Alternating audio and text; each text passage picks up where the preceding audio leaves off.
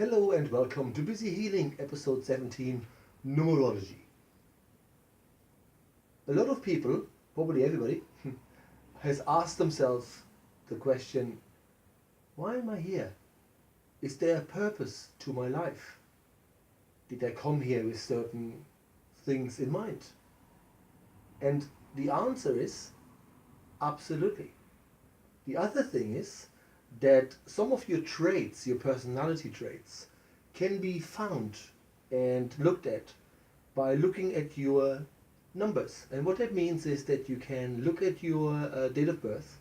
You can also look at the letters in your name, so your date of your name of birth as it appears on the birth certificate. Every name could be or can be changed or converted into a number, and then depending on what that number is in the end, things can be deducted. And so there's different core numbers that you can look at that tell you, how your soul really sees the world. Also, it can tell you easily when you compare them to relatives or partners you chose, or to your children even. Why are you all here? Why have you met? What is this all about? And the idea about this is that you are born under a different name that has been given to you, so you had no say in it. And you were born on a date that you may or may not have been able to influence at all. And then names and numbers carry vibrations. So you come here with a name and you're sort of semi-stuck with the vibration that you have. And then the idea is that you have life, you're here to live your life. So numbers just denote traits and maybe tendencies or even preferences, but you don't become your numbers. You have free will and you could override it all. But when you look deeper into your numbers, a lot of people are actually quite surprised how accurately it actually describes them. And all of this originated in Greece. It was first brought to the world by a Greek gentleman, a Greek mathematician and philosopher called Pythagoras, who in 2016, in inverted brackets, celebrates the 1515th year of his passing. So this is how old this all is. And there are 5 numerology systems in existence in the world. And I personally do the Pythagoras one. And so the idea is that you have numbers that you can look at, and they might tell you, that you are a person that will do very well here if you have a spiritual awakening. It will tell you why you might find it difficult to leave a partner, or why you find it difficult to trust. And while we're not going too deep into it now, the most important thing is to understand that the idea is not to live your life by the numbers, by the book, so to speak, but to be aware of your traits so that you can work on them. And should there be difficult traits, then you can also find a way to say, like, well, I acknowledge them now, and then therefore you see patterns earlier that you can then, with your free will, alter, not necessarily override, but alter. So in my experience, looking at your numbers are quite powerful. And what is interesting about this is that people sometimes say, I feel much more comfortable with my nickname. Or people say, I have my name, that has been given to me, but I feel when I'm on stage as an artist, I need a new name. I want to be a different persona. So there is a reason why people have less inhibitions, so to speak, when they actually change their name to a stage name. So all these things might actually be a reflection of how stuck people can feel within their own numbers, if that makes sense. But reality is that numbers are designed to help you on your path. So numerology is quite closely related to astrology, so about mapping the stars and understanding that everything has a vibration, sounds have vibrations, numbers and letters have vibrations. And as a matter of fact, Pythagoras, who brought us all this, also brought us sound therapy, where vibrations are quite important.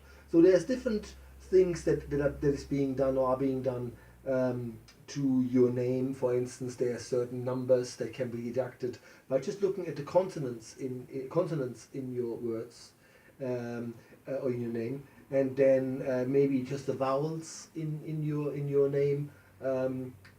In the end, when you add them up, there will be a different number and a different part of your soul than others. So there's about 10 plus numbers that are really important, even though the core numbers are really about 5 or 6, and that would be your life path number, your destiny number, your soul number, maybe even your karmic number. That sort of helps you find out, where did I go wrong in my last life? What did I bring here? Did I come here with a clean slate, or is there stuff? And people do that a lot. They remember stuff from a past life, or they find it difficult to deal with patterns in this life. So all of this is also quite closely related to topics that we have already discussed in Busy Healing, like past life regression. So based on what your numbers reveal, there are other steps that you could be taking to have a look at things. And what is interesting about this is that sometimes when I do reports for people, I don't know these people at all. So I go by what the numbers tell me. Then even what the number is supposed to stand for, there's sort of real lists about what the number just says. And then you use your intuition. And sometimes there are things coming up that I had no knowledge of, that people find incredible, that I could find that out. But the idea is not to find anything out to have an advantage. It's to identify patterns and maybe say, well, this issue that you have in your life, or even when it has manifested physically as a disease or something, it's all in your numbers. So this is what you have to should look at to change it. So on a whole, it is less complicated than it looks. And the one thing I noticed is I came very late to numerology as a healing tool, simply because I was always hopeless when it comes to mathematics. I was one of those guys when we had someone would shout in school, we have one F, and everybody would shout and chant my name because I'm absolutely useless when it comes to actually calculating numbers.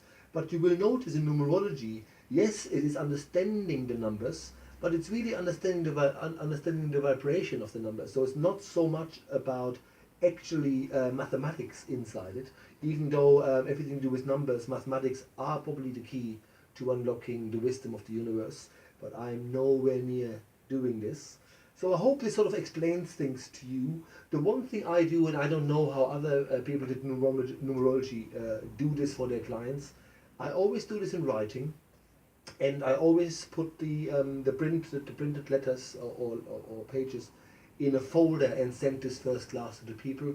I do not send them whatever I have for them via email. There's something about understanding physicalities. You're doing this, it becomes a personal, a personal document almost. And so by putting it into a folder and making it presentable, I honor what the person came here with, because sometimes it can be quite painful to find out why you are stuck and where you have been stuck, and then being told by your numbers, well, you came with it here, right?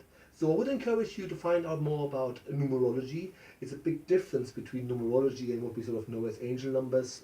There are recurring numbers or double numbers that are called master numbers. So all that is true, but you will notice this when you start Googling it, that they are angel numbers, and they are quite different to numerology numbers, if that makes sense. But you figure this out. I'm not really worried about you. You're good. And that's all we really have time for. Yeah, see you next time.